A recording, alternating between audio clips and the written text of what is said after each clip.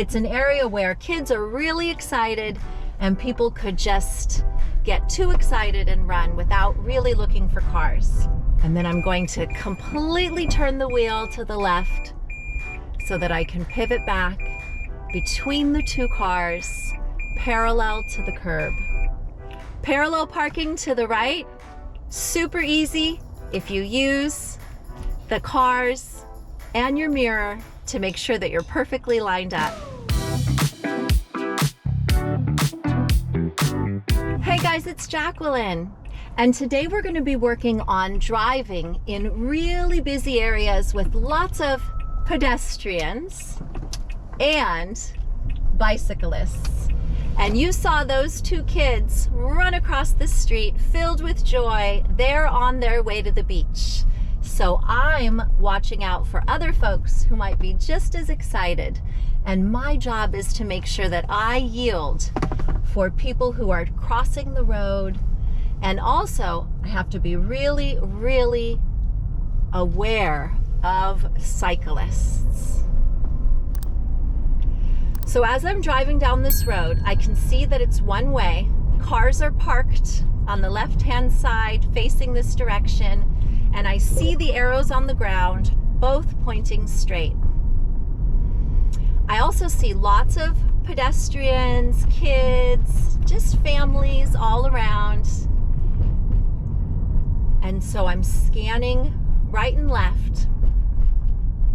When I notice the flashing red light, I'm going to treat it like a stop sign. And of course, it's matched up with the stop sign.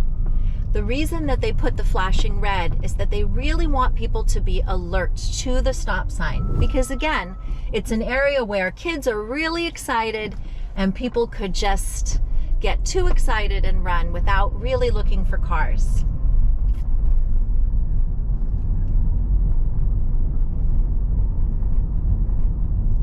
All the way down this road, I'm looking right and left, making sure that it is safe before I cross any crosswalks.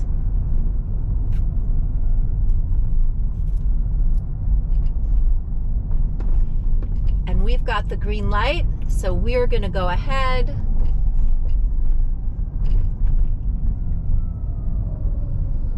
And up ahead, we see some cars stopped, so we can imagine that they're yielding to somebody who's trying to cross. And we see this van making a move.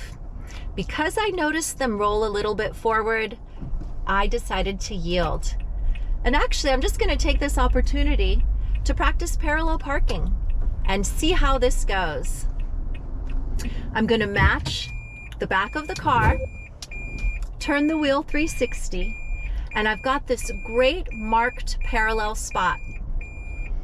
When I look to the left, I can see both headlights of the car behind me. When I look to the right, I see that my right mirror matches up with the brake lights. So I'm ready to turn my wheel to the left and pivot back in my spot.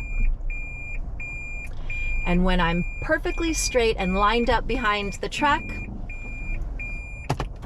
time for me to push park. Parallel parking to the right, super easy if you use the cars and your mirror to make sure that you're perfectly lined up. Now we're going to practice exiting a spot where we're parked between two cars. In my left mirror, I see a long row of cars. So just like I let somebody out a little while ago, I'm going to see if somebody is going to let me out.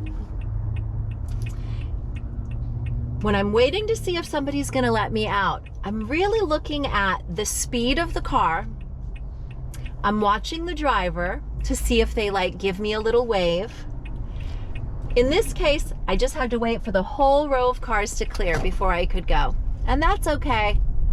Now that it's safe, it's my turn. And as we turn this corner, we're going to pretend like we want to park again. So we're just going to practice parallel parking between these two cars on the right. And you know what I'm going to do. Match up the length of my car, turn 360,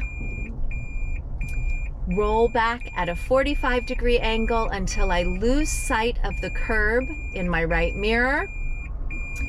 I'm going to check my left mirror, make sure I can see both headlights of the car on the left. And then I'm going to completely turn the wheel to the left so that I can pivot back between the two cars, parallel to the curb. And when I'm reversing, I do not accelerate even a bit. I just lift my toe off the brake, letting the car roll, but really being prepared to push down on the brake to come to a full stop when I'm positioned perfectly. We've done a lot of parallel parking today, and I hope that you feel like the more you watch parallel parking videos, the more you'll be able to do it for yourself. Good luck and keep practicing.